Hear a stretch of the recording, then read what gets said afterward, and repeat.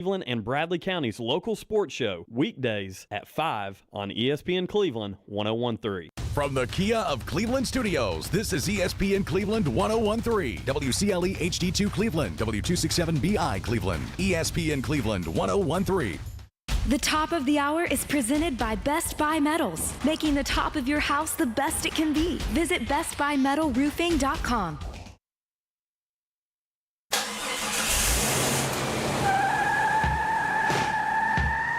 It's time for The Drive on ESPN Cleveland 101.3, presented by Hardees. We will bring you nonstop sports news from the national and local scene and everything in between. So buckle up and join in on the conversation.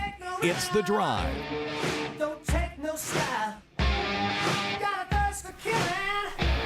Welcome to The Drive here on ESPN Cleveland. I hope everyone out there is having a good Thursday. We've got a big show lined up today. Andy is not here today, and probably a good thing because he would be a little bit upset as of what happened in Atlanta earlier today. We're going to get into that here in a few minutes. Hey, if you're a Cleveland Blue Raider fan, be listening at 5:30. Former Cleveland great quarterback Austin Herrick is going to be a guest with us. He is currently an assistant coach down at UCF in Orlando, and we're going to talk to Austin about his travels all around this country and actually around the world. He played professionally in Europe a few years ago. So we're going to talk to Austin at 5:30. But Drew Linus is filling in today for Andy. And Drew, how you doing, man? I'm doing good, Jim. Good to see you, man. I mean, these are some big shoes to fill. I'm in Andy's chair over here, but so it's been a while since I've been on the show, but I'm glad to be back. Under the circumstances, I know we're about to talk about the Braves and how they sucked it up today, but I'm glad to be back with you, Jim. It's gonna be fun. Everyone's got to get a visual out there. So I asked Drew how he's doing today. He shakes his head no. He says, doing good, because where we're going to be starting off today. For those of you that don't know, the Braves today looked great for 8 innings. Yeah. They entered the 9th inning leading 10-4. And then the dam burst, if you will. The Diamondbacks shocked the Atlanta Braves by scoring 7 runs in the top of the 9th inning. They win the game 11-10. Blewett and Iglesias, basically the ultimate choke job was done by those two guys because they just couldn't get it out. Now, I want you to listen to these numbers I'm about to throw out here to you, Drew. The Diamondbacks in their entire history were 0-334 when trailing by 6 or more runs entering the 8th inning. They were 0-418 all-time as a franchise when trailing by 6 or more runs in the 9th. Atlanta had won 766 consecutive games, went up by 6 or more entering the 9th inning. The last time they lost a big league like that in the 9th was in 1973 against the New York Mets. And this is the ultimate one. Major League Baseball as a whole, all of Major League Baseball teams as a whole, had been 0-1,461 when trailing by 6 or more runs entering the 9th inning since the Cleveland Indians or Cleveland Guardians beat the White Sox in 2022. Those are numbers that you don't want to be a part of. No doubt about it. I mean, I was following it on my phone, and I just thought I was getting sick almost, just seeing it slowly just give up, and it was just like, no way they're going to blow this, and they did. And they did, and of course, the Braves have made a little bit of a change today. They have called up Craig Kimbrell. Yeah, we're going to see if that does anything. Listen, it can't hurt. At this point, Iglesias is he's not a closer. I'm not saying you get rid of Iglesias, but he just come in the 7th inning or 8th inning. He does not be the closer. He's not closing him anymore. I think it's mental with him right now. I mean, he's been so good the last few years, and then now he's struggled, and he can't get outs. He's giving up extra base hits. He's giving up runs. He's walking guys, and I think it's a big mental thing for him right now. But like you said, change it up. Put him in there in the 7th or 8th, and whether you give Kimbrell a shot to close the game in the 9th, or you got him in the 7th or 8th, like he's just another arm. I mean, some of these guys have been so bad here the last couple of weeks, and it's like like you said, what's the worst thing if they lose? Oh, okay. Well, they've Right. lost a lot. I mean, but that was a painful loss last night. A one, and the pitching was fantastic last night. yeah, Chris Sale was awesome. They still get beat, and then today they score 10, and you're like, oh, they're going to win this game. Oh, for sure. Third time this year they've scored 10 runs. Most they've scored in any game this year is 10, 3 different times. But this time they come away with a big L. And, they started the season, Drew. They started 0-7, and they had that big hill to climb up. They finally got up to the 500 mark after, hovering right around it. For sure. Then they finally got over it. And today, with this loss today, they're 7 games under 500 all over again. Right. It's like, here we go again. Right. And it's like one of those things. It's like you watch them play, you watch them on TV. I was at the game last night, and my dad was there today, and you see them play, and it's like there's just not a lot of fight with them. There's not a lot of, they get down. Like they went 6 innings last night and didn't get a hit. And it's like, good gosh, here we go. And being 7 games under 500 is not fun, obviously. But it's also like, hey, like something's got to give. I mean, I know they made a change with the third base coach a couple of days ago and brought back Freddie Gonzalez, coach third. And it's one of those things. It's like you need something that's just going to create a spark. Like, Acuna coming back like it was awesome. And everybody was excited, and he was excited. He brought that energy back. And he's playing well. He is. I mean, there's not many people on that roster that are playing well right now, but him and Drake Baldwin are playing. Yeah, those are the really, 2 guys, yeah. Do some really good things, but it's like they can't put consistent games together. I mean, like today they scored 10 runs, but they gave up 11. Last night they scored one run. They scored that run in the 9th inning because they couldn't hit. They pitched really well, but they couldn't hit. And it's like you got to put these 2 things together. I mean, the Diamondbacks today, did not pitch well, and then they hit well, and then they hit some homers late in the game, and the Braves walked some guys, and it's like one of those things. It's like over and over again. It's just 7 games back, and you wouldn't expect this team to be that way. But I feel like I hate saying change should come, but like you feel like they need something to try to just light a Shake fire up. under. Yeah. Do you think they need to?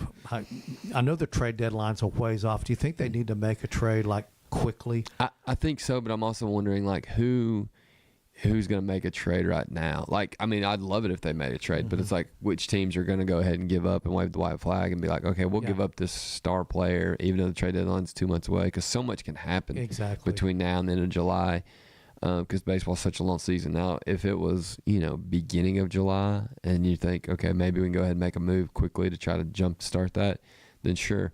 But it's going to be interesting because in the All-Star games in Atlanta, I mean, how many All-Stars are they going to have? I mean, we talked about that last night. We were like, well, I mean, I think Chris Sale should. Yeah. I mean, I know his record doesn't say it, but his ERA does. Right. His numbers are good. And other than him, I mean, Acuna hadn't played long enough. He hadn't played enough games. I would think, Austin Riley might, but I mean, I really and truly, there's really not a guy other than, to me, Chris Sale, to me, is the one guy for sure. Yeah. But after that, I mean, know. That's just what's sad. You're going to be hosting it, and you may have one guy. That would be a shame. It really would. And for a team that's so good, Snicker said today after the press conference, he's like, we're not a bad team. We're a good team that's playing bad. I'm like, okay, I get that, but like you're playing bad for like a good while here. We're not in the second week of the season here. We're in the, it's the beginning of June, and we've been playing for 2 months now, April and May, and so things have got to get turned around, or it's going to be over quickly. But think about this: the Atlanta Braves sitting today, right now, 27-34. There's only 3 other teams in the National League that have a worse winning percentage. That's the Miami Marlins, who just got swept by the Colorado Rockies. Right. The Pittsburgh Pirates, and of course the Colorado Rockies. Those are the only teams that have a worse record than Atlanta Braves in the National League. And the thing that we were talking about yesterday is that not only are you not competing for the division right now, you're like 5.5 games now, or no, 6 games out of the wild card. Right. And it's not like you've just got yourself and that team. You got multiple teams ahead of you that you got to jump over multiple teams to get into playoff contention. I don't know what the answer. What do you think is the biggest problem with the Atlanta Braves? I mean, the crazy thing that's kind of sad is like in the offseason they made the change with the hitting coach, and they hired Tim Ayers, and it's like everybody was like pumped about it, like, oh, this is gonna be awesome, it's gonna be great. And Kevin Seitzer had been the hitting coach, and they come in and they're not hitting at all. I mean, yeah, they had 3 homers today, which is great, which is awesome. But like consistently, they're not hitting these batting averages. I mean, I was looking at their batting averages last night at the game, and it's like, Michael Harris is hitting like 229, and Ozzy's hitting like 230, and it's like these guys should be hitting, 260, 275, 280, and so they're not hitting the ball. So I think that's a huge problem. And then you look at the Seattle Mariners, they're having like one of their best years offensively, which is kind of crazy, because Kevin Seitzer's their hitting coach now, he's probably laughing. But, the starting pitching has been good in spots. Chris Sale, like we said, has been really good. Grant Holmes has been pretty decent. He really has. Today, he didn't have his best stuff, but, starting pitching has been pretty good, but they haven't had any run support. And then when you turn over that bullpen, it's when you get nervous. Like, I'm always like, who are they going to bring in? And it's like they run out De Los Santos, and they run out Montero, and they run out these guys who have been cut by all these different teams. Exactly. And there's a reason they've been cut. Exactly. And so, when you get excited when, like, maybe Dylan Lee runs out there because he's been doing some good stuff. Like last night they put, Daysville gets hurt in his hand or something was wrong with his hand, and so they bring Aaron Bummer in, and I was like, oh, my gosh, it's a 3-2 count. That Bummer just needs to throw one pitch and get an out. It's like, what if he throws one pitch and he walks the guy or he gets a hit? And it's those things, like, there's so many things I think are the problem.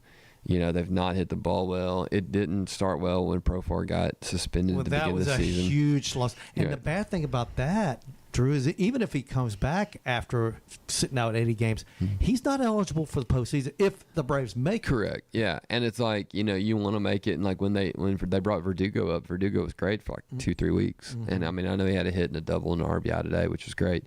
Eli White was good for about 3 weeks. And it's like these guys have been good for a time. But then there's like, they can't give anybody days off because the guys they're putting in there in their spot, it's like, it's. I saw a tweet the other night that was like the Braves need to go like the 2022 Phillies, and that year, the 2022 Phillies, they said that they played. All they cared about was offense. So they had guys playing in the field that weren't great fielders. So it's like, and the tweet said, hey, you need to put Drake Baldwin in left field, put Eli White at shortstop, so it gives you Sean Murphy behind the plate. Yeah, you get your bats in there, and I'm like, yeah, why not? And I know it's not a high school team, and these guys, Drake Baldwin's not an outfitter. I get that, but it's like, get them some reps somehow in the next couple of weeks, and then you sit them out there for a couple of innings and see what happens. I'm going to ask your opinion. We talked about this just a little bit yesterday, and we didn't really come up with a consensus. So, what would you think? Obviously, Ronald Acuna is maybe the best leadoff hitter in Major League Baseball. When you got Ohtani too. Yeah. What would you think about putting him maybe at second or third in the lineup? Because when he's hitting the ball, maybe drive in some runs, but because he's hitting, if there's no one on base, right? I don't know if I'd like that or not. We talked about it. We never really came up with a consensus. Yes. Yeah. I'm sure he's comfortable in that one spot, but it's like, when you see that Braves lineup get posted every day and it's the same lineup, minus the Murphy Baldwin switch, right. When it's the same lineup every day, it's just, why not change it up? When you're 7 games below 500, like we said with Kimbrel coming up, like what's the worst that could happen? Exactly. You bat Acuna second, and you put whoever, you put Ozzy Osbourne. Put Ozzy up there. Whatever. Put somebody, and just change it up. Okay, you lose. Okay, and then people can. But you're losing anyway. Exactly. Yeah. I think you change it up. Why not? They're on a 5-hour flight now to San Francisco, and I'm sure they're loving that. And the Braves are 10-20 on the road. Yeah, and I just feel like they've had these close games where they've lost or they've blown it, and it's got to be tough on him mentally. It's got to be, Matt Olson's not hitting the ball. I saw him flip his bat last night and throw it in frustration. He did something in the dugout, like he could take, which is good to kind of see that fire. Mm-hmm. But it's also like, how much can they take of that before it's like, hey, like give the guy a day off. I know he plays every day, but it's just one of those things that I feel like, I personally am one of the biggest Braves fans there is, and I want him to get it figured out and make the playoffs and make a run and have some fun with it. But it is frustrating to watch, and hopefully they can get it figured out. Yeah. Let's go ahead and take a break. We're going to take a break. When we come back, we're going to talk a little bit about the NBA Finals. We're going to talk about Rob Manfred. Was he influenced by President Trump's support of Pete Rose? We'll get into that. And obviously, we got Austin Herrick's going to be joining us at 5:30, former Cleveland High School football quarterback, now at UCF. You're listening to The Drive here on ESPN Cleveland. We'll be back after this. The Drive will be back after a quick timeout. Stay tuned for more nonstop sports talk on The Drive, presented by Hardees. Look, up in the sky. It's a bird. It's a plane. It's the Trade-In Man. This is John Davis at Kia Cleveland announcing our summer blockbuster blowout. You don't need to be a hero to pay zero. Zero down. Zero payments this summer. Plus, I need your trade, and I need it today, and I'm willing to overpay. Don't let the credit villains keep you from driving your dream car. At Kia Cleveland, getting approved is a possible mission. Our lenders will say yes to you and yes to your situation. Remember, I'll beat any deal from anywhere in Georgia, Tennessee, or Alabama. Come see me, John Davis, your hero in the car business, at Kia Cleveland on South Lee Highway in beautiful Cleveland, Tennessee, where getting the best deal is as easy as 1, 2, 3. Looking for the dealer who's gonna give you more. Kia of Cleveland Superstore. Example 25K4LX, 0 down, $349 per month for 72 months at 4.9% APR. Negative trade equity may be refinanced, subject to lender approval. Offers don't combine. Expires month end. KiaofCleveland.com. Some mornings call for a little extra comfort. Introducing Hardee's new home-style breakfast burritos with cheese, fluffy egg, crispy hash browns, breakfast sausage, bacon, and sliced ham in a warm tortilla served with a side of Texas Pete hot sauce. Home-style breakfast burritos, only at Hardee's. Goodness in the making. My rewards members get a free blueberry biscuit or sausage biscuit when you order on the app. Limited time only. Exclusions may apply by time of day. See app for terms. Hip or knee pain holding you back? There's a new reason to feel hopeful. Dr. Andrew Carlone is now part of the team at Center for Sports Medicine and Orthopedics in Cleveland. He brings advanced training in total hip and knee replacement, including minimally invasive techniques that get you back on your feet faster. Let Cleveland's orthopedic experts help you live your best life. Call 423-624-2696 or go to sportmed.com to book your visit now. When you need a new roof, it's all about trust. Your home is too big an investment and you can't afford to make a mistake. Cleveland Plywood has the products and expertise you're looking for. Contractors have trusted them for over 50 years, and they carry only proven products from reputable suppliers like IKO. IKO Cambridge is one of the heaviest weight asphalt shingles you can buy, and their limited warranties are among the industry's best. Protect the investment you've made in your home. Go with the pros at Cleveland Plywood, 2700 20th Street Northeast in Cleveland. Call 472-3357. Do your legs feel heavy, tired, or achy? Dr. James Gooden at Milligan Vein offers an office treatment that can make you look and feel better, and your procedure is covered by most insurance. Visit milliganvein.com or call Dr. Gooden today at 423-961-5682. Magnolia Dental Center of Cleveland wants to welcome you to the Magnolia family, a local dental clinic that uses their God-given knowledge and skills to bless our community through dentistry. From checkups and cleanings to dentures and all-on-4 dental implants, they can help you feel healthier and more confident. Conveniently located at 2190 Chambliss Avenue, join the Magnolia family today. Call 423-476-3307 for your free exam and x-rays. Welcome back to The Drive, presented by Hardees. Join the conversation. Text 423-749-1013. You can also listen anywhere on our website, ESPNCleveland1013.com.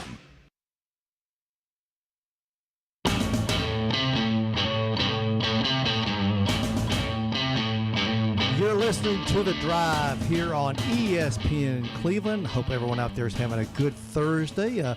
Might have a little bit of nasty weather coming this weekend, but today's not that bad. We are here talking about the Atlanta Braves, but we are going to switch gears for a little bit. By the way, Drew Linus in for Andy today. Andy, a well-deserved day off, but boy, he was hot about the Braves game today. I told him, and I think you were part of that too. I said, it's a good thing Andy wasn't here, because I'm convinced Andy would have broken so many FCC rules and laws that he would have been banned from radio for life. We would have talked about the Braves for an hour. We would probably have been no commercial breaks. No. He would have not wanted to stop, and it is probably good that he's not here. I mean, I texted him a second ago, and I said, man, we would have had a field day with this, but I'm glad we're switching gears, talk about something else. And I know we'll get back to it. I'm sure, yeah. But there's still other stuff going on in the world of sports. Obviously, the NBA Finals, the Pacers and Thunder. By the way, we're going to carry that game today on ESPN Cleveland at 7:30. So if you can't watch it, you can listen to it here on ESPN Cleveland. But the Pacers and Thunder, I don't know if you have any interest in the NBA, any interest in the Thunder and the Pacers, but the fact of the matter, those are the two teams left in the NBA. Yeah, for sure. They got a couple. I'm not a huge NBA fan, but I was really hoping that the Timberwolves would get there. I like watching Anthony Edwards play. Yeah, he's fun to watch. But I mean, you got SGA and you've got Halliburton for the Pacers, SGA for the Thunder. You know, those two guys are really good and a lot of fun. You know, I've been spending some time over the last week at the Cleveland Community Center with my boy Caden Ricketts, and we've been sitting in that gym and watching these gym class heroes who think that they're the next SGA or the next Halliburton, and they're definitely not because they're in like third, fourth grade. But you know, we like to see there and see what kind of shots they can make. There'll be a lot of shots made tonight, and the NBA Finals is always one of those things because I feel like the NBA season is so long. Everyone talks about Major League Baseball being long. Yeah. No, the NBA season and the NHL are way long. They just drag it out. They do. I mean, it's like they're going to play today, and then they probably won't play again until like Monday or something. I mean, it'll be July 4th, and the Game 7 will be or something. Yeah, they do drag it out too long, if you ask me. But Shea Gilgeous Alexander, SGA, like you just said, played at Hamilton Heights. I know, which is cool. Crazy? It really is. I mean, so we do have a little bit of a local flair to the NBA. Listen, I was totally. I thought the Pacers they're not going to win any of these series. They'll get beat by the Bucks. Well, they upset the Bucks. Well, the Cavs, they'll take them down. Yep. They upset the Cavs. Yep. And I was convinced the Knicks would beat them. Well, here they are. They've been the underdog in 3 straight series, and they've won all 3. Yeah. Boy, and I know they're a huge underdog against the Thunder, but I like the Thunder to win this, but I think the Pacers can play with them. I think they'll keep it competitive. I don't suspect it'll be a sweep. I think the Thunder will probably win it, but I'm not betting against this Pacer team at this point. Oh, for sure. And I like the fact that like it's it's two teams that aren't your like typical teams in the finals. Small market. Yeah. And I'm sure like ESPN and not our ESPN, but like the NBA would really want like 2 big market. Oh, teams they want in there the Lakers and the Celtics. Exactly. Yeah, but I do like the fact that that it's 2 small market teams. It's teams that haven't been there. It's young coaches. It's I mean Rick Carlisle's been a coach of the Pacers forever, but it's some guys who are trying to establish themselves on these teams, and it'll be a lot of fun for those NBA fans out there just to see somebody new hoist that trophy up here in a couple weeks. Yeah, absolutely. Of course, a little side note to the NBA is, Tom Thibodeau was fired by the Knicks, who took him to the finals, and then they turned around and fired. But that's not the first time that's been done in NBA. I mean, it's crazy. I mean, the best season they've had in 25 years, and they fire the guy. I don't get it, man. And who are you gonna hire to replace him? I'm glad you asked. Yeah. Because there was a rumor out there earlier today that Rick Pitino, who did amazing job with the St. John's this year, he denies there's interest in the New York Knicks opening. Of course, I remember when Nick Saban says, I'm not going to be the head coach of Alabama. Right. Listen, money talks. Exactly. I mean, and we'll see. One name that I thought that I'd read like they'd listed like these 7 candidates, and I was like, Dan Hurley's got to be on that list because Dan Hurley got offered, I guess, the Lakers job when JJ Redick got it or whatever, and I'm thinking like, okay, it's up, it's in the Northeast, I could see that happening, and him leaving UConn to go there, but nobody listed him as one of them. So I clicked on this other article, and it listed 5 coaches, and he was one of them. I was shocked because I was like, maybe people have kind of soured on him a little bit, but I mean, I think it'd be like you said, money talks. Like Rick Pitino, why not go out on top right here? Like, just go coach him for a couple of years, and go coach the Knicks for a couple of years and see. But he is building something pretty good at St. John's. So. And I guess I haven't kept up with the success rate of a college guy going to the NBA. Of course, we know college coaches going to the NFL is usually a disaster. Usually, yeah. Now you do have a few exceptions. For crying out loud, you can say what you want. Jimmy Johnson did win a couple Super Bowls with the Dallas Cowboys, and so did Switzer. Yeah. It's rare. It can happen, but usually it's a disaster. Yeah. You saw, Urban Meyer was a disaster in Jacksonville. We saw, Spurrier was a disaster in Washington. We've seen him, but more often than not, that doesn't work out. As far as from college to the NBA. I'm sure there's some successes in there that I'm just not aware of. Yeah, I mean, Billy Donovan, he left Florida and he went to OKC and then was pretty decent at OKC. Then he's at the Chicago Bulls now, so he's been in the league for a while, or in the NBA for a while, which is really good. But a guy like John Calipari has been so successful in college, but was not very good with the New Jersey Nets. Eric Musselman, who's at USC now, was not very good in the NBA, but has been very good in college. And so it's one of those things that it's kind of crazy. But one thing that I was thinking about last night is like you see these guys go from college to the NBA or college to the NFL, but you never see. I saw a tweet last night that said that the Braves needed to fire Brian Snitker and hire Tony V, and I was like, from the Vols, and I'm like, which is funny because you never see college coaches get hired. Not in college baseball to major leagues. College baseball to major leagues. And so my buddy Adam and I were talking about it on the way back from the Braves game last night, and we kind of laughed because it was like, it's kind of funny how, I mean, obviously I know there's 3-4 levels of minor leagues and that kind of thing, but you just don't see that a lot. You see it in every in baseball or in basketball and football, but you don't see it in baseball. There's a chance that someone that's a successful manager right now in the majors, maybe he did start in college, but he worked his way through the minor league system, maybe 10 years, but going straight from college to the managerial role of an MLB team, I can't ever remember that happening. For sure. No. And, it's like, and then Adam also said last night, he was like, hey, I wonder if the University of Tennessee job is a better baseball job than the Chattanooga Lookouts. And I was like, it's got to be. I would think. I would think. I'm sure he's making more, but then also it's like that's your chance to be in the you get your start in the majors. In the show. Yeah, like I can't even tell you who the manager of the Lookouts is right now, but his odds of becoming a major league manager are much greater than Tony Vitello. For sure. Right now. Yeah, definitely. So it's almost like, working yourself up through the ranks and, you getting barely making ends meet, but there's that big old golden egg at the end of the rainbow. Sure. So, these guys struggle for a few years, get to the majors, and obviously the money's huge. Right. And I didn't mean to take that over about Rick Pitino, but I think that's good stuff, I think it'd be cool. So. Another thing in baseball, which I thought this was interesting because a lot of people speculated about it, but Rob Manfred actually admitted that he was in fact influenced by Donald Trump's support of Pete Rose becoming eligible to make it to the Hall of Fame. Now, obviously, he's not on the ballot. Pete Rose will eventually be on the ballot, and he may or may not get voted in. But I thought it was interesting that Rob Manfred was influenced by President Trump. Yeah. I mean, and I wish that Pete Rose had been able to see that. Me too. I mean, that's the only thing that. But yeah, I think that's cool that he's finally going to be able to get that recognition. But yeah, that is interesting. And shoeless Joe Jackson. Which is great. And it's one of those things that like these are two of the best of all time. Absolutely. And finally getting the recognition. Did they make mistakes? Yes. I mean, but there's a lot of people that have made mistakes and not been quote unquote banned from what they did. Now, you can look at one thing just worse than the other, but I mean, I remember when Alex Karras and Paul Hornung were banned for a few games in the NFL for betting, and I think they were just banned a few games, and then they were back right at it.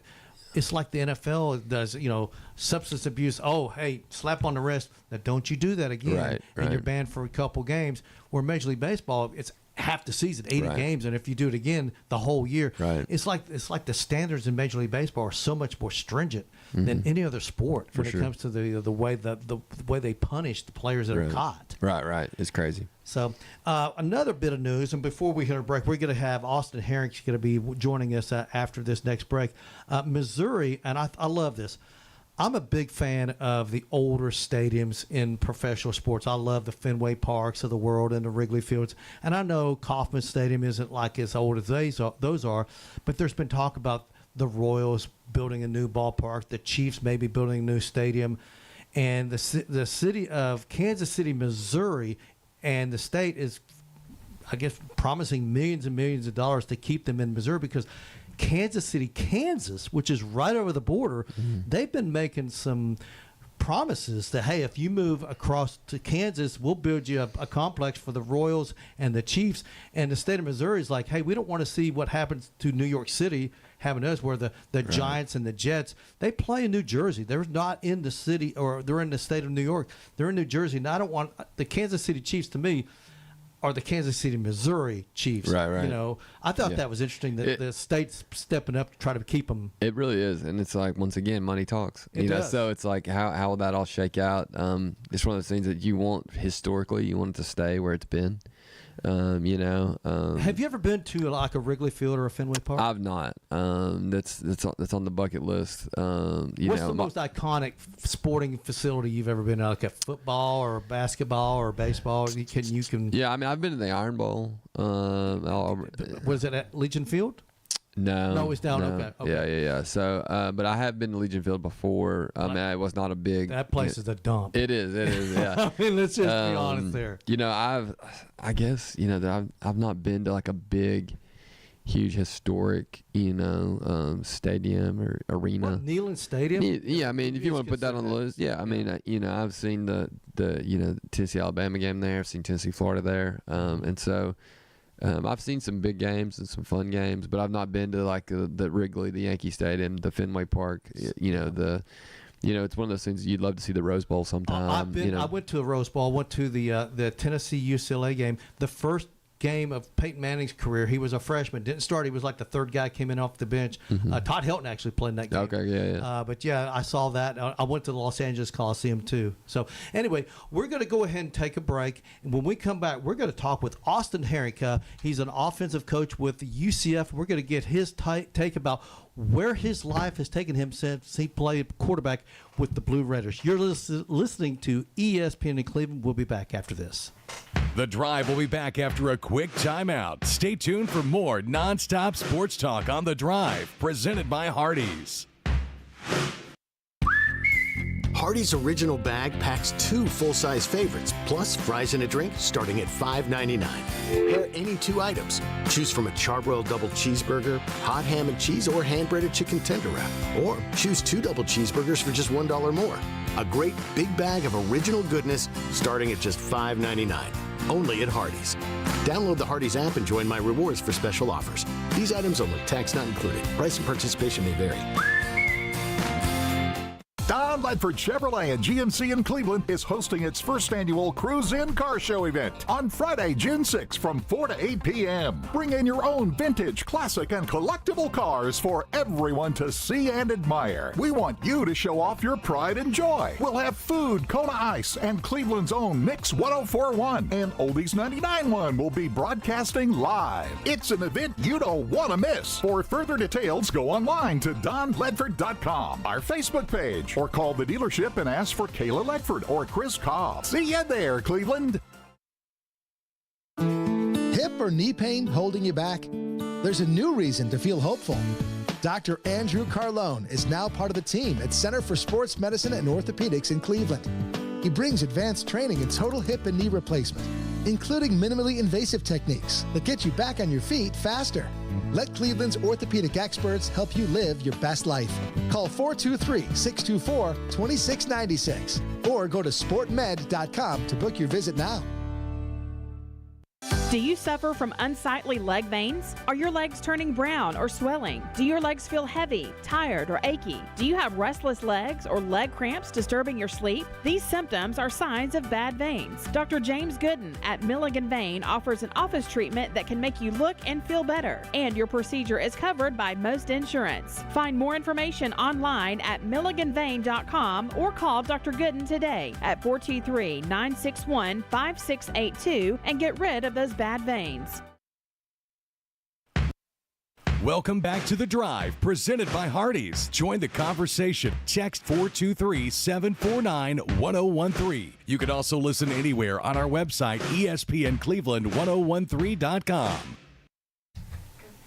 You're listening to The Drive here on ESPN in Cleveland. Hope everyone out there is having a good Thursday, and happy to have a good friend of mine joining us today, Austin Herring, the former Cleveland High School football quarterback hero, if you will, back in the day, now at UCF. And Austin, how's everything, man? Good to hear from you, Jim. Everything's good. Just enjoying Orlando and glad to be on with you. Yeah, a little different in Orlando than from Seattle, where you've been before. And, of course, Austin, a lot of the people that followed you at Cleveland High School, they don't know your story. Obviously, you had a great, successful history there at East Tennessee, set multiple passing records that still stand up there. But after you left East Tennessee, tell our listeners out there where you have gone, and it's a long, long trail. Yeah, no doubt. It's been kind of a whirlwind, really, since East Tennessee State. So after I played my last game there, I went to Europe, played football there for pretty much 9 months. So I was in Vienna, Austria, came back, coached at East Tennessee State. Then COVID happened, so some of us coaches got furloughed, moved to Nashville, worked in insurance for a bit. Yep. Then I went to Lincoln, Nebraska to work for Coach Frost and his staff in Nebraska. Was there for 2 years.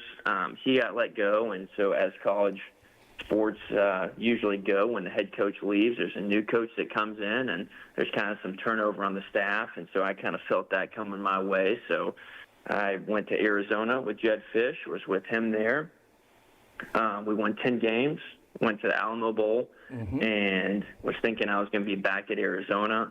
And then Nick Saban retires, Kalen DeBoer takes the Alabama job, and then our entire staff goes up to Seattle to the University of Washington. Was there last season, and then Coach Frost got this job at UCF early December last year, and he gave me a call and asked if I would come down here with him, and a little bit closer to home, and there's more sunshine, and it made more sense for me professionally. So I decided to come to UCF, and I've been here since early January. So you're a senior offensive analyst. So for those of us out there that don't understand what that means, what does a senior offensive analyst do? Yeah, I think most people would be surprised with the amount of work that goes into just the day-to-day of college football. So my job is to make sure that all of our data, all of our analytics, all of our kind of organizational things are in order. If the coaches are game planning or talking about our scheme and maybe there's something they've forgotten, that's my job to make sure I fill in the gaps and, hey, have we considered this? And then a lot of things in the offseason are studies, okay? So what offenses, what teams have similar personnels or schemes as us, and can we study those teams to have a better package this year for our players and give ourselves a better chance to win. So I'm looking at different teams in the NFL and college, as well as trying to make sure everything here is taken care of and our recruiting stuff's in order and our football stuff is dialed in to be able to teach the players the system and to game plan. So what kind of a system is Scott Frost and the Knights going to run this year? Yeah, so obviously he had a ton of success here last time, and a lot of that was predicated on the things he did at Oregon with Chip Kelly. I think there will definitely be a lot of that. When he went to Nebraska, the offense kind of morphed to what the Big Ten called for, which was you're going to have to keep your defense off the field. So if you just go fast like they did at Oregon and UCF, you can put your defense in a bind. So the offense evolved a little bit there, and then he spent some time the past year with the LA Rams and got to kind of see under the hood there with Sean McVay, and so I think we'll have some of those implements as well. So it'll be pretty multiple on offense and still kind of the same old brand, that, if you will, with the UC Fast that he had here before, but I think you'll see a little bit more pro-style concepts as well. Okay, so who's the quarterback right now? If you were to play a game tomorrow, who would be the starting quarterback? I don't know. I don't think any of us. So give us a few names out there that are fighting for that position. So, yeah, we've got Taven Alexander. He was a transfer from Indiana. He started a few games last year. Actually, started against us at Washington last year. Now, was he at one time at Tennessee or somewhere else? Yeah, he was at Tennessee. He went to Tennessee out of high school. And ended up transferring back home to Indiana, where he's from. Right. And now he's here with us at UCF. We have Cam Fancher, who's been at Marshall and then FAU, and then Ja'Curry Brown, who was at Miami at one point and is now here at UCF. So we've got a few guys with a lot of experience, but we'll have an interesting August and fall camp and see who comes out of that as the guy who gives us the best chance to win. You know, the Big 12 last year, the team that was picked to finish 16th place last year was Arizona State. What they end up doing, they went all the way to the playoffs. I don't know where UCF is going to be in the pecking order as far as the Big 12, which is a really good league.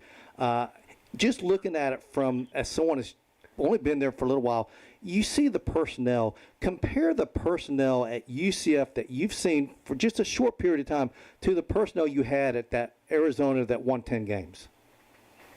Yeah, no, I think I was at Arizona when we played Arizona State, who was picked 16th, and I was like, goodness, they have a long way to go. We are picked 16th right now, which maybe that's a good omen. Yeah, for sure.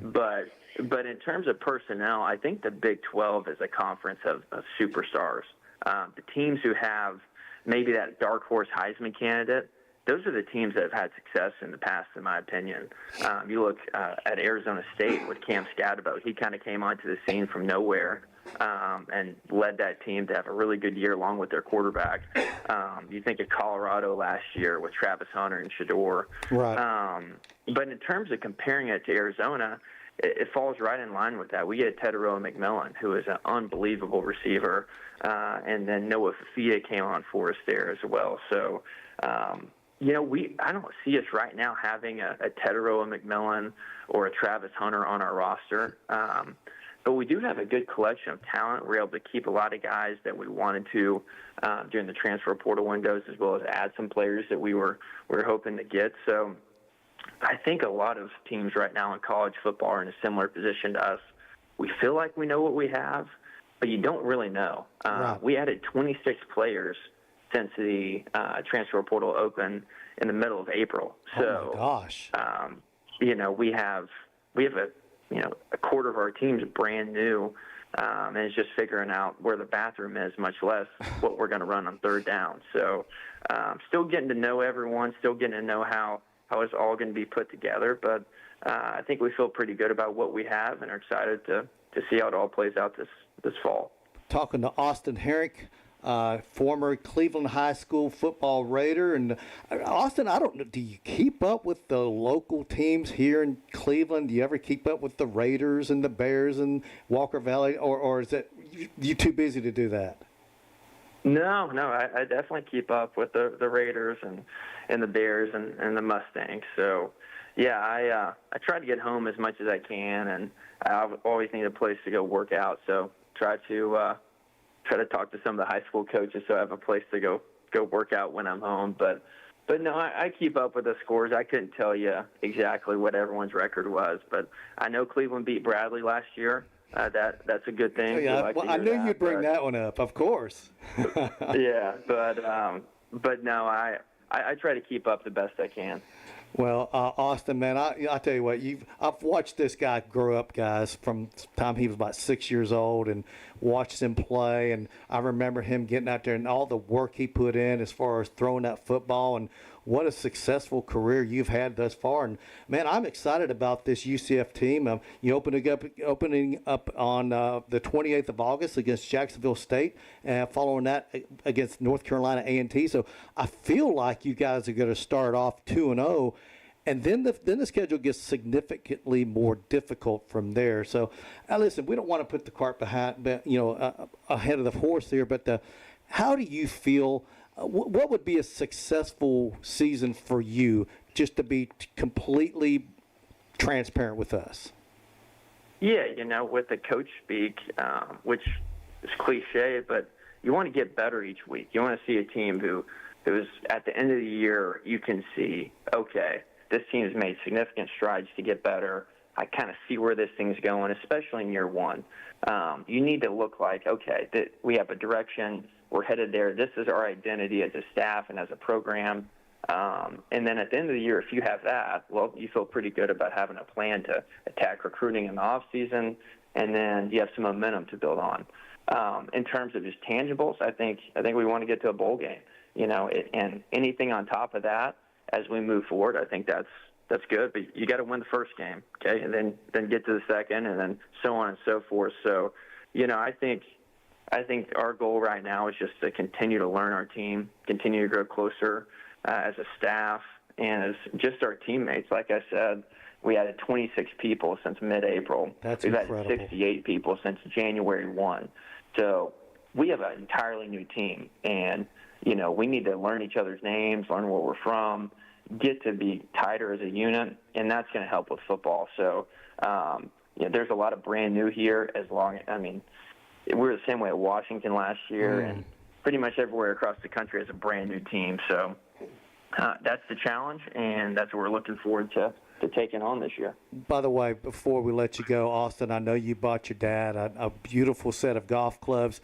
Your dad wiped a course with me. We played at the country club a few weeks ago, and your dad was crushing those drivers and those 3-woods he has, man. So you did good with the clubs you bought him.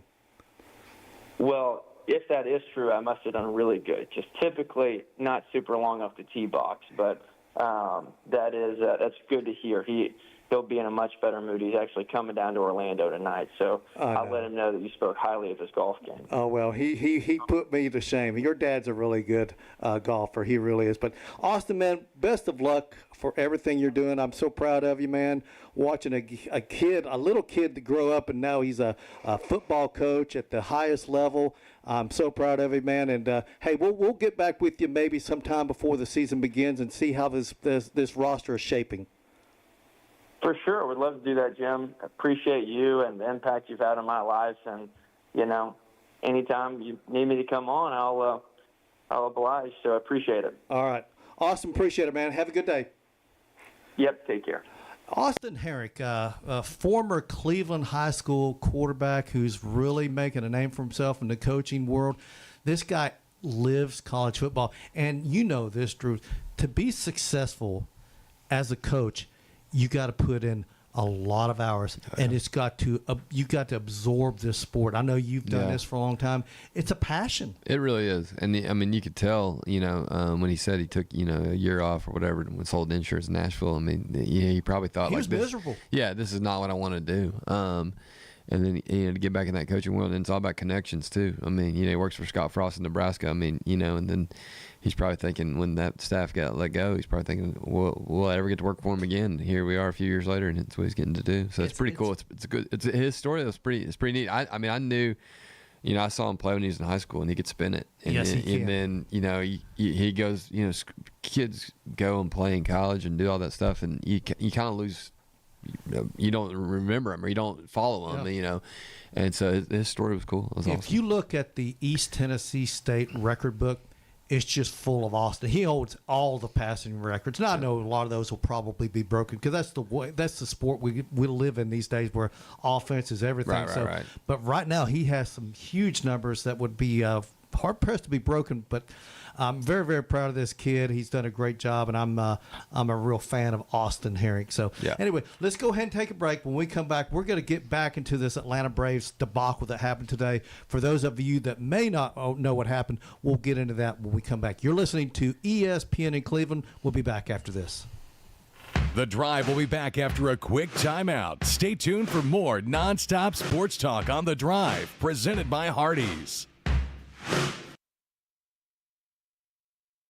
It's time for a Don Ledford of Cleveland traffic update on ESPN Cleveland 101.3. Don Ledford Chevrolet Buick GMC, located on North Lee Highway in Cleveland. Or visit donledford.com for details. Don Ledford, where we say yes. It's on-time traffic with Commander Chuck. Good afternoon. THP has been scattered all up and down. 75 this afternoon in certain areas up through Bradley County, 24 out in Marion County. It's busy now on 153 at Hamill Road. It continues to build on 58 out towards the lake, on 58 out into Harrison. Remains busy over here at Volkswagen Drive and Discovery Drive. Hey, Rick's Lock and Key, Chattanooga's leading locksmith since 1973. If you need their help, call Rick's Lock and Key 24 hours a day, 892-1700. I'm Commander Chuck with your on-time traffic. From the Alon Planning Partners Weather Center, here's your forecast on ESPN Cleveland 1013. Visit them online at alonplanning.com or give them a call at 423-315-1441. Warm and hazy once again for your Thursday night. Heading into Friday, storm alert weather day. It's going to be hot, a high of 90 degrees. And then during the evening hours, we're going to have some strong storms moving through that could produce damaging winds and small hail. We'll have some scattered storms overnight Friday into Saturday morning as well. And then more strong to severe storms moving through Saturday afternoon, a high Saturday of 86. Scattered showers and thunderstorms Sunday as well. Download the Local 3 weather app, free for iPhone and Android. I'm Chief Meteorologist David Carnes for the Local 3 Storm Alert Team. Your current Milligan Vane temperature is 85 degrees. MilliganVane.com. Whether you need primary or specialty care, Erlanger Medical Group has the right provider for you with more than 500 of the region's best providers across 70 locations. For an appointment, call 423-778-DOCS. That's 778-DOCS. ESPN Cleveland 1013 is powered by Duracell. When it comes to protecting what matters most, it makes sense to choose an insurance agent that's a part of your community. Your local Allstate agent knows the ins and outs of both owning and protecting a home in your neighborhood. By choosing a local Allstate agent, you get an expert who knows the community and is committed to getting to know you. Which means George Gray can help you get the protection you want that fits you and your life. Are you in good hands? Contact George Gray, Allstate Insurance today for a free quote. For a quarter of a century, Mix 1041 has been taking you out to the ball games. Swanson to first. The Braves are world champions. Since 2000, Mix 1041 has been the home of the Atlanta Braves, and we're celebrating by giving away tickets to Atlanta Braves games all summer long. Listen for your chance to call or text to qualify. You can also register at the Mix socials on Facebook and Instagram. Braves 25 is presented by Cleveland Ford. Honest people, honest deals. Cleveland Tire Center, locally owned and operated for over 45 years. Cleveland Tire, your one-stop auto care shop in Cleveland. North Lee Highway, where the name says it all. Not all composite decking is the same. Enjoy life's beautiful moments on an equally beautiful composite deck. Envision's products feature deep, non-repeating grains and distinct colors throughout each pour, offering a truly unique appearance unlike anything else on the market. Learn more and find inspiration for your project at Cleveland Plywood. Cleveland Plywood Company, 2700 20th Street Northeast in Cleveland. Welcome back to The Drive, presented by Hardees. Join the conversation. Text 423-749-1013. You can also listen anywhere on our website, ESPNCleveland1013.com. You're listening to ESPN Cleveland. I hope everyone out there is having a good Thursday. And, hey, by the way, when it comes to Mayfield Dairy Ice Cream, you'll never have a boring bite. Their limited edition ice creams, cherry chocolate chip and banana pudding, are inspired by traditional Southern recipes and seasonal favorites. Pick some up today at your local grocery store. And so, obviously, we appreciate them being a sponsor for Atlanta Braves baseball. And for those of you that may just now be tuning in and don't know, the Braves played earlier today. They go to the ninth inning. By the way, Drew Linus is filling in for Andy. The Braves up 10-4, going to the top of the ninth. Game's in the bag. Braves get a win. Good for them. And then everything unraveled. Drew, what happened?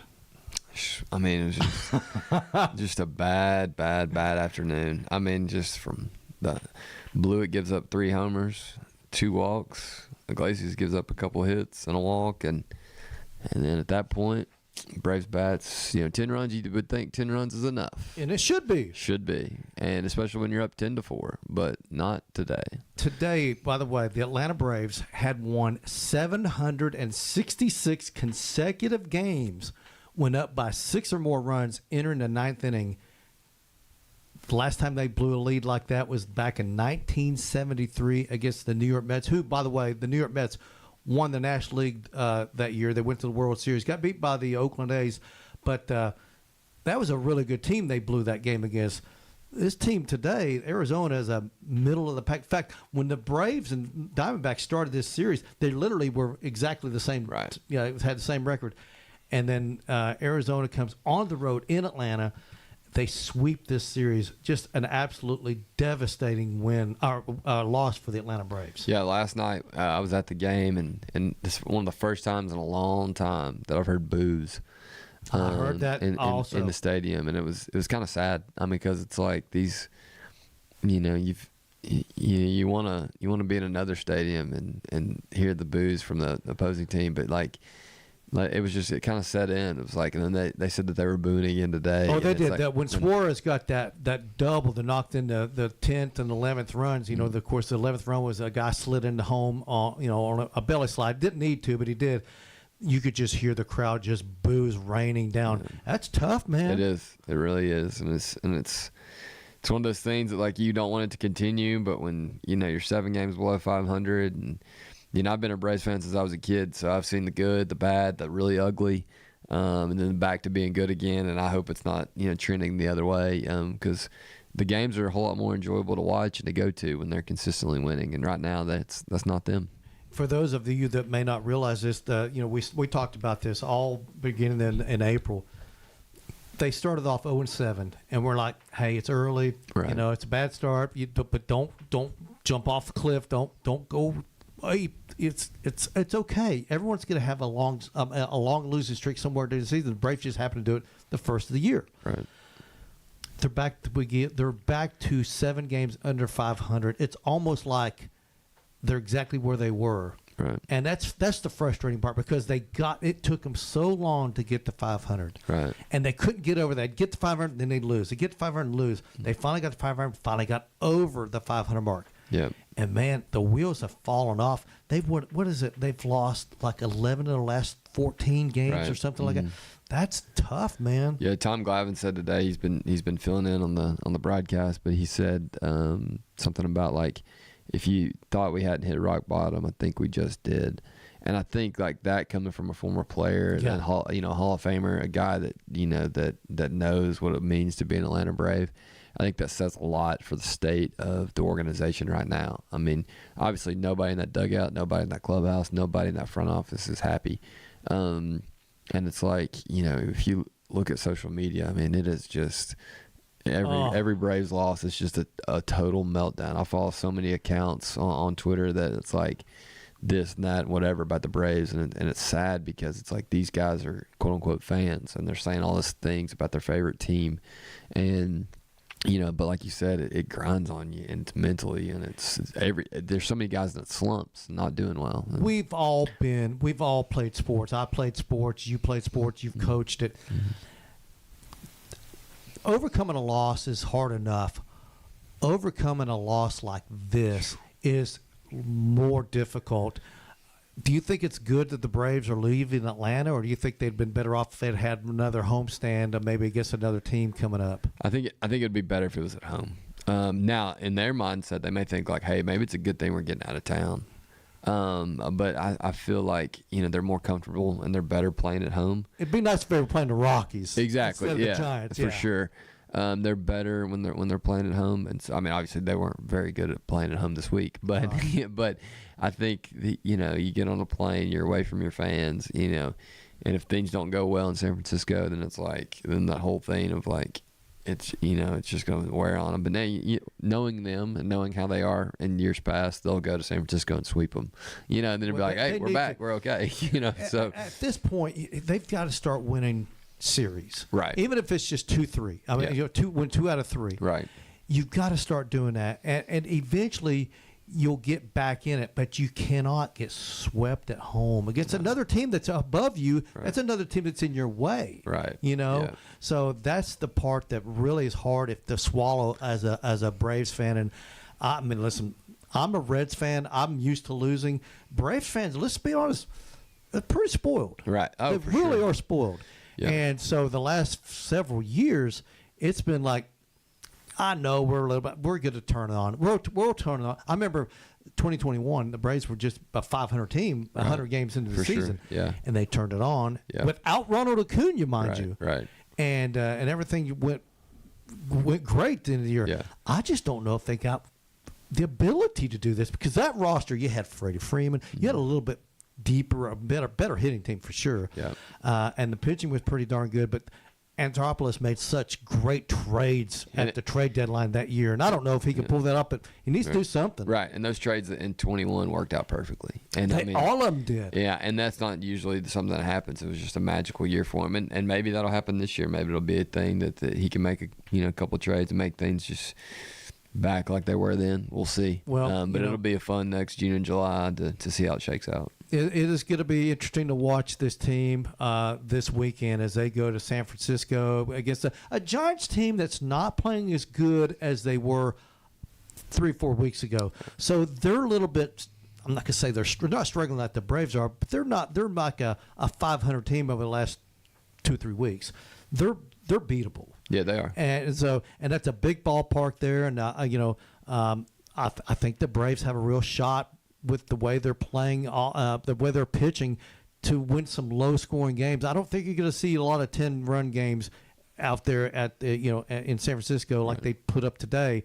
But man, they've got to do something, and hopefully they'll get a turnaround. Yeah, hopefully. We'll see. Go Braves. Drew, we really appreciate you filling in for Andy. I can't wait to see Andy tomorrow. Andy, we'll probably revisit this Braves loss at some point tomorrow because he was absolutely beyond upset. Yeah.